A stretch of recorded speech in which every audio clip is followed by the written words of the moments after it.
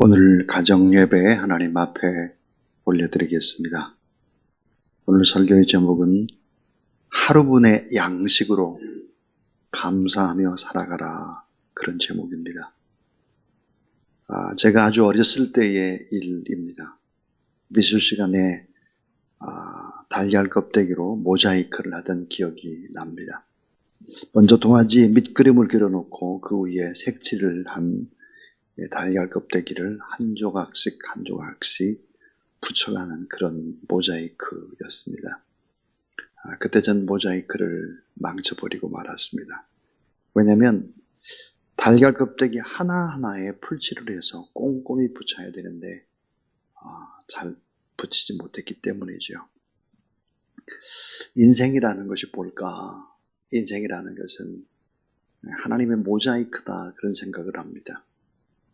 하나님께서 모자이크를 완성해 가는 것이 우리의 인생이다. 내 인생의 밑그림을 먼저 다 그려놓으시고 내 인생의 설계도를 이미 다 가지고 계시고 아름다운 계획을 품고 계신 하나님께서 미래에 대한 청사진을 이미 만들어 놓고 계신 하나님께서 내 인생의 밑그림을 그려놓으시고 난 그 위에 하루하루를 채워가도록 나를 그렇게 인도해 가시는 것이죠. 어떤 때는 큰 그림을 그리기도 하고 어떤 아주 작은 그림을 한 날 또 한 날 그렇게 이제 기도하면서 모자이크를 완성해 가도록 인도해 가신 분이 하나님이시다.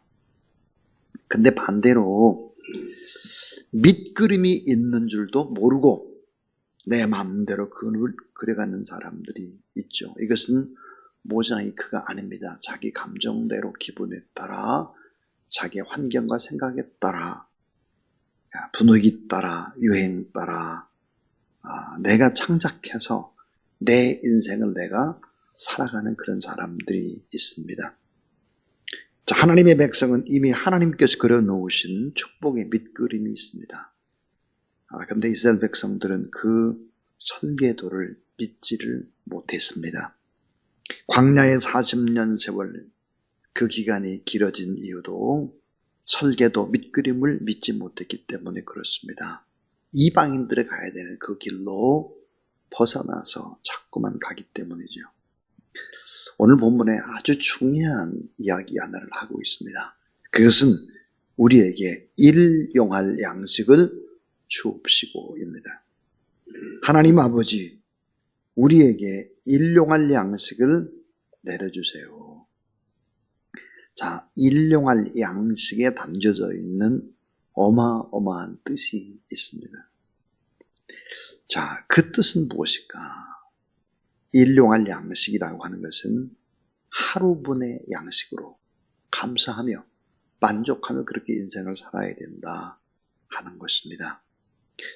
자, 이 기도의 의미는 무엇일까? 첫 번째가 영혼육이 결핍된 존재로 공급자가 매일매일 필요하다, 그 말입니다. 오늘 우리는 영혼육이 결핍된 존재입니다. 그러니까 하루하루 공급자가 필요한 것입니다. 우리에게 일용할 양식을 주옵시고, 이 기도의 의미는 먹는 것만을 의미하지를 않습니다. 자, 영혼육이 결핍된 존재, 이것이 저의 실상이고 저의 삶의 실존인 것입니다. 고린도 11장 30절, 내가 부득불 자랑할진대 내가 약한 것을 자랑하리라 그랬습니다. 인간은 너무 약하죠. 약해도 너무너무 약합니다. 자, 하나님께서 40년 동안 이스라엘 백성들에게 무엇을 주었나? 일용할 양식, 만나를 내려줍니다. 자, 이들은 물도 없고 양식도 없는 광야에서 공급자인 하나님을 만나고 하늘에 계신 하나님 아버지를 바라보고 다스리는 창조주 하나님, 그 하나님을 의지하면서 육신의 필요도 공급하시는 아버지를 경험해야 했습니다. 하루의 삶만을 내게 허락해주고 하루분의 양만큼 공급해 주는 것입니다. 하루하루를 사는 것이 인생이다. 앞날은 아무도 모른다. 하나님의 계획 안에 있다. 이걸 가르쳐 주는 것이죠. 이 말은 뭘까? 너희들의 미래는 걱정하지를 말아라. 많이 쌓아두면 안 된다. 쌓아놓으면 무엇이 문제일까? 싸움이 된다는 것입니다. 많이 쌓기 위해서 싸우는 것이죠. 사람이 떡으로만 사는 것이 아니고 하나님의 입으로 나오는 말씀으로 사는 것이다. 바울은 잘 알았습니다. 자신의 결핍된 상태, 내가 얼마나 약한 존재고 무능한 존재되고 아무것도 할 수 없는 존재인 것을 알았습니다. 그래서 공급자인 하나님만 의지하고 자신이 약할 때 오히려 강한 자인 것을 고백할 수 있었습니다. 일용할 양식이라고 하는 것이 무엇일까? 영이 살 수 있는 일용할 하루분의 양식을 주세요. 하나님의 말씀입니다. 육체가 살 수 있는 하루분의 양식을 주세요. 빵, 쌀, 음식 이런 거죠. 또 정신적인 건강의 양식 하루분을 주세요. 오늘 내게 주는 기쁨, 감사 이런 거 주세요. 그래서 영혼, 육이 건강하고 균형 잡힌 조화로운 행복한 하루분의 양식, 이 양식을 제게 공급해 주옵소서. 그렇게 기도하는 것입니다. 빌립보서 4장 19절에 나의 하나님이 그리스도 예수 안에서 영광 가운데 그 풍성한 대로 너의 모든 쓸 것을 채우시리라. 하루분을 다 채워주신다 그 말이죠. 자, 또 아주 중요한 것, 그 두 번째는 뭘까?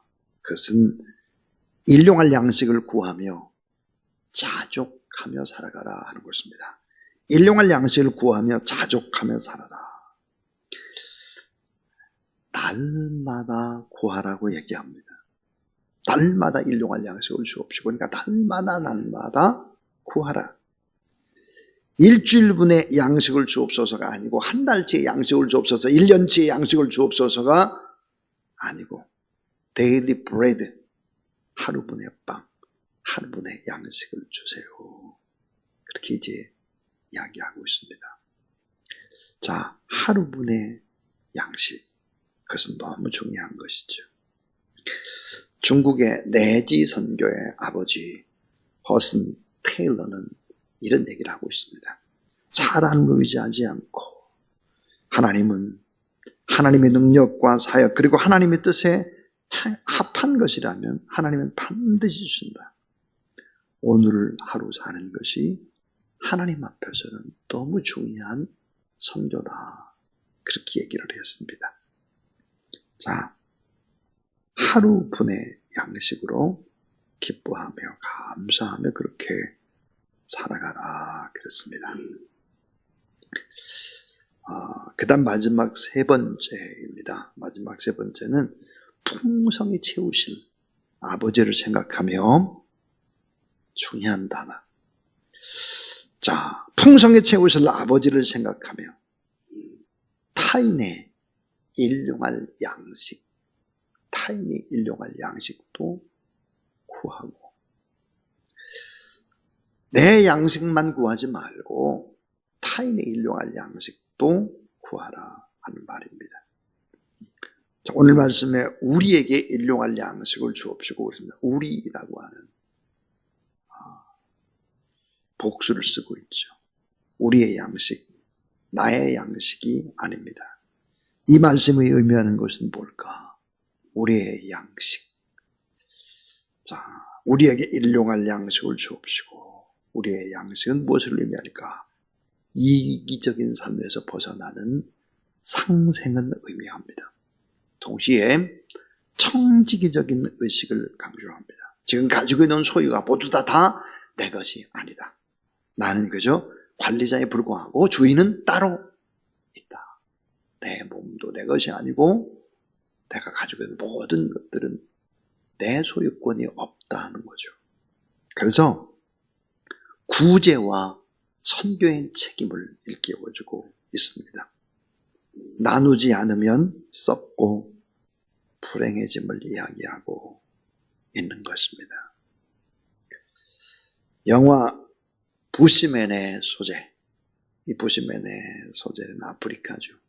경비행기를 타고 가던 이 백인이 코카콜라를 마신 다음에 빈 병을 그냥 무심코 비행기 안에다 던져버렸습니다. 밖으로. 그 병이 부시맨의 동네에 떨어졌어요. 부시맨에게 그 병은 그야말로 하늘에서 내려진 신비의 방망이였습니다. 왜냐하면 그것으로 밀가루 반죽을 밀다 보면은 코카콜라 병으로. 그건 너무너무 기가 막힌 그런 방망이와 같았습니다. 또 과일을 넣고 탁탁 찍으면 즙이 나오고 물을 넣고 마시기도 좋고 장난감도 만점이었습니다. 그 용도가 밝혀지면 밝혀질수록 신비롭게만 했죠. 문제가 생겼습니다. 하늘에서 뚝딱 떨어진 콜라병, 그걸 서로 차지하겠다고 부시맨들이 싸우고 원수가 되어버린 것입니다. 그러니까 평화롭던 마을에 서로 적이 되어서 두 패로 다투는 전쟁입니다. 그래서 족장은 자신이 있는 한 이 코카콜라 병 때문에 양쪽이 싸움을 하니까 이 족장은 그 코카콜라 병을 멀리까지 가서 아무도 모르게 버리고 돌아오는 어처구니 없는 욕심은 바로 다툼을 가져오는 것이죠. 디모데전서 6장 6절로 7절에 그러나 자족하는 마음이 있으면 경건은 큰 이익이 되느니라. 우리가 세상에 아무것도 가지고 온 것이 없음에 또한 아무것도 가지고 가지 못하리니 그랬습니다. 하루분의 양식으로 만족하며 살고 그 하루분의 양식을 나만 위해서 구하지 말고 이웃을 위해서 구하고 참된 공급자이신 하나님께서 하루하루 모자이크처럼 복되게 그렇게 아름답게 우리에게를 인도하실 것이다. 이런 확신을 갖는 그런 온 가정, 온 식구들이 다 되기를 주님의 이름으로 축원합니다.